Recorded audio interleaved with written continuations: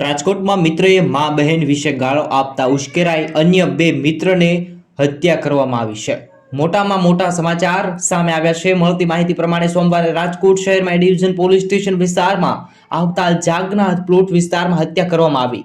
નેપાળી યુવકને તેના જ મિત્રએ છરીના ઘા ઝીકી પતાવી દીધો સામે આવી છે। મોટી ઘટના જાગનાથ પ્લોટ વિસ્તારમાં ભાડાના મકાનમાં રહેતા કમળ નેપાળીની તેના જ મિત્ર સુરેશ નેપાળીએ ગળાના ભાગે છરીના ઘા મારી હત્યા કરવામાં આવી છે। ડિવિઝન પોલીસ દ્વારા આઈપીએસ કલમ 302 મુજબ કલમ 365 મુજબનો જે બંનેનો ગુનો દાખલ કરી ધરપકડ કરવામાં આવી છે। સૌથી મોટા સમાચાર, બંને ઘણા સમયથી મિત્ર હતા, પોતાના ભાઈ જેમ મિત્ર હતા।